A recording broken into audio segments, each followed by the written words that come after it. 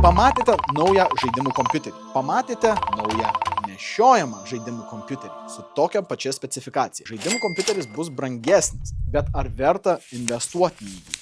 Iš dalies labai priklauso, kam tai bus naudojama. Jeigu jums labai svarbu yra keliauti su jūsų įrenginiu, autobuse, mašinoje, bet kur, jeigu norite pažaisti, taip, apsimoka. Bet reikia nepamiršti vieno dalyko. Nors ir specifikacija skaitosi lygiai tokia pati, komponentai stacionariam kompiuteriui bus daug galingesni. Tai yra dėl kelių labai svarbių dalykų. Pirmas yra dydis. Reikia nepamiršti, kad komponentai nešiojimuose kompiuteriuose yra suspausti. Reiškiasi, jie nėra tokio pačio dydžio. Tai tuo pačiu reiškia, kad aušinimas bus daug silpnesnis nešiojamam kompiuteriui negu stacionariam kompiuteriui. Trečias dalykas yra tame, kad stacionarūs kompiuteriai gali daug efektyviau išnaudoti batus. Reiškiasi, daug daugiau galios gali išstumti lygiai per tuos pačius techniškai komponentus.